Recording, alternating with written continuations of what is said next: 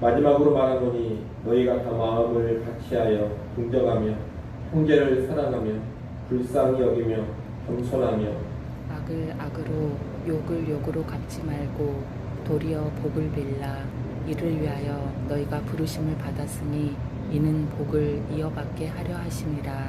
그러므로 생명을 사랑하고 좋은 날 보기를 원하는 자는 혀를 금하여 악한 말을 그치며 그 입술로 거짓을 말하지 말고 악에서 떠나 선을 행하고 화평을 구하며 그것을 따르라.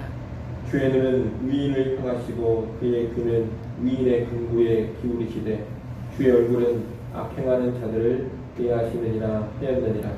또 너희가 열심으로 선을 행하면 누가 너희를 헤아리요. 그러나 의를 위하여 고난을 받으면 복 있는 자니 그들이 두려워하는 것을 두려워하지 말며 근심하지 말고 너희 마음에 그리스도를 주로 삼아 거룩하게 하고 너희 속에 있는 소망에 관한 이유를 묻는 자에게는 대답할 것을 항상 준비하되 온유와 두려움으로 하고 선한 양심을 가지라. 이는 그리스도 안에 있는 너희의 선행을 욕하는 자들로 그 비방하는 일에 부끄러움을 당하게 하려 함이라.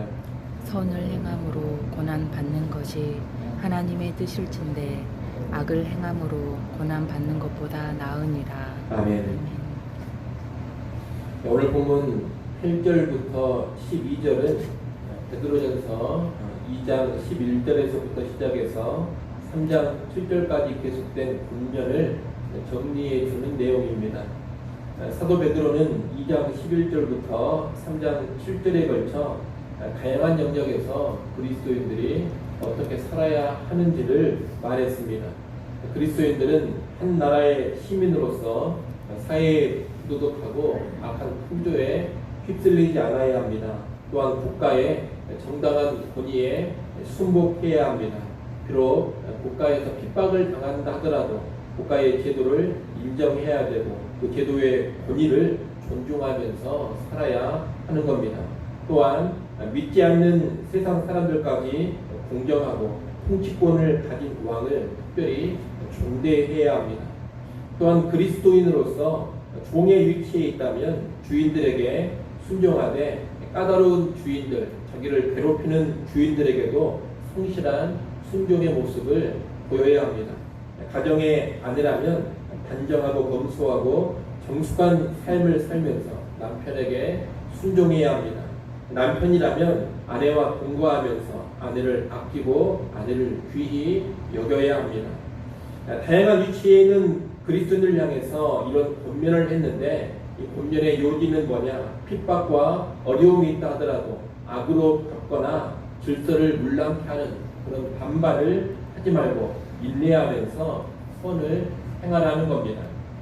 이런 내용을 이제 다시 종합해서 정리해 주는 것이 오늘 본문 1절부터 12절입니다. 그 내용을 보면 교회 안에 형제들과는 한마음이 되어서 서로 사랑하고 겸손히 섬기라고 합니다. 그 내용이 8절입니다.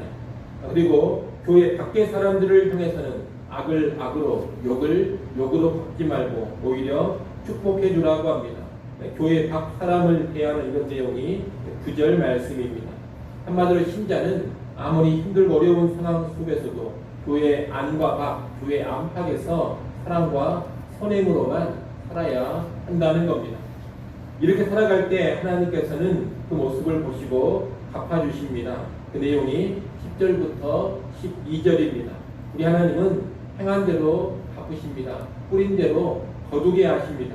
선을 행하는 자에게 은혜를 베푸시고 악을 행하는 자를 심판하십니다. 우리가 사람만 바라보면 참기 힘들고 선으로 대하기 힘들 때가 많습니다. 그러나 하나님을 바라보면 하나님을 바라보는 가운데 선을 행할 힘을 부여받게 되는 겁니다. 하나님은 반드시 뿌린 대로 행한 대로 갚아주십니다. 그 하나님의 뜻대로 나를 힘들게 하는 사람들에게도 선을 행하며 살아갈 때 하나님은 반드시 크신 은혜와 복으로 갚아주십니다. 좋은 날을 보게 해주십니다. 이것을 알고 주님을 바라보는 가운데 남편을 향해서 아내를 향해서 그리고 교회 안의 형제들과 교회 밖의 세상 사람들 향해서 언제나 사랑과 선행으로 우리는 살아가야 하는 겁니다. 이어지는 13절부터 17절 말씀은 선을 행하다가 고난을 받았을 때의 태도입니다. 앞서 모든 사람을 향해서 선을 행하라고 했습니다. 우리가 힘써 선을 행한다면 우리를 괴롭히거나 비방하거나 딴지거는 사람들이 훨씬 줄어들게 될 것입니다. 열심히 선을 행한다면 일반적으로 주변 사람들이 우리를 해치려고 하지 않습니다. 하지만 우리가 힘써 선을 행함에도 불구하고 위협과 고난을 당할 수가 있습니다. 세상에는 정말로 악한 자들이 있어서 힘써 선을 행함에도 불구하고 선을 행하는 나를 더 괴롭히고 더 고통스럽게 만드는 그런 자들이 나타나는 겁니다. 그런 경우에 어떻게 해야 합니까? 일단 의를 위하여 고난을 받는 것은 복된 일이라는 것을 알아야 합니다. 14절 상반절 말씀을 보십시오. 거기 보면 그러나 의를 위하여 고난을 받으면 복이 있는 자니 이렇게 말씀합니다. 의를 위하여 고난을 받으면 복이 있다는 겁니다. 그러니 내가 선을 행하는 도중에 받는 고난이나 핍박을 두려워하거나 근심하지 않아야 합니다. 오히려 복된 일이라는 것을 알고 당당하게 대처해 가야 하는 겁니다. 구체적으로 마음에 그리스도를 주로 삼아 거룩하게 해야 합니다. 15절 상반절에 보면 너희 마음에 그리스도를 주로 삼아 거룩하게 하고 이렇게 말씀합니다. 이 말은 예수 그리스도를 주인으로 모셔 예수 그리스도와 확연히 구별되게 하라는 뜻입니다. 선을 행하는데도 고난을 받을 때 우리는 예수님만을 주인으로 섬긴다는 것을 더욱 확실하고 분명하게 보여줘야 합니다. 어떠한 핍박, 고난의 상황에 있다 하더라도 나는 그리스도만을 높이고 그리스도만을 경외하며 그리스도께만 순종하는 선한 사람이라는 것을 더 확실히 더 분명히 보여주라는 겁니다. 그렇게 살아가면 사람들이 대체 왜 어려움과 억울함 속에서도 너는 그렇게 살아가는가 이것을 궁금하게 여깁니다. 그리고 그렇게 살아가는 이유를 물어봅니다. 우리는 그런 질문에 대답할 것을 또 예비해 두어야 합니다.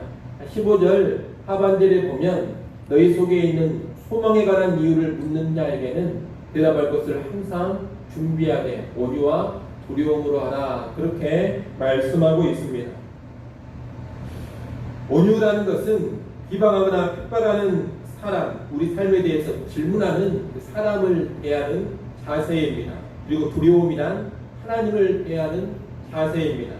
사람을 대해서는 온유하게, 하나님을 대해서는 경외감을 가지고 우리 신앙에 대해서 변증할 내용을 준비해 두라는 말씀입니다. 정리하면 선을 행하는데도 고난을 받을 때 우리는 예수님을 주인으로 모시는 삶을 더욱더 분명하게 보여주면서 인내하고 핍박자들을 선대해야 합니다.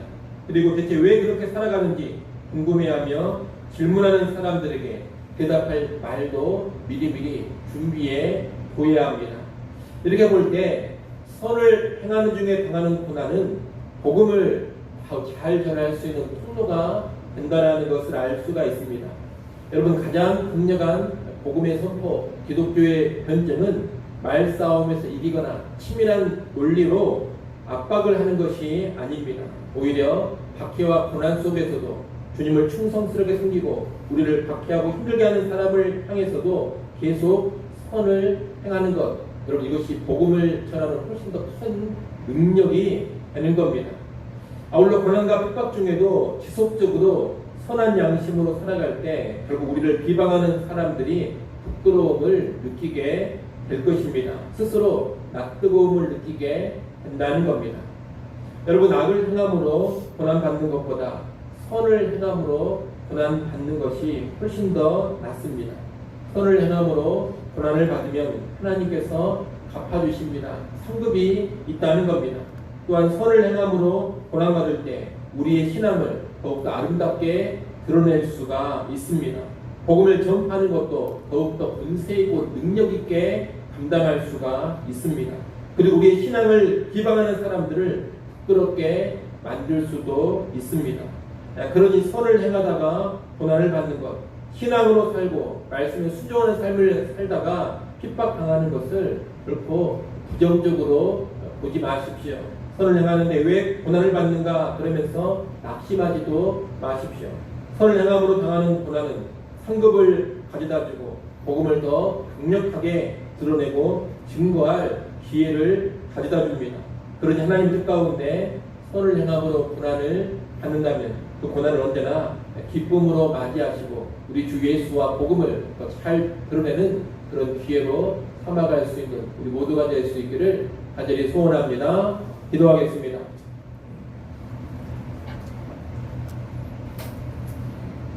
아버지 하나님, 모든 사람을 향하여 선을 행하되 특별히 우리를 핍박하는 자들을 향해서도 인내하며 선을 행하는 우리가 되어지게 하여 주시옵소서.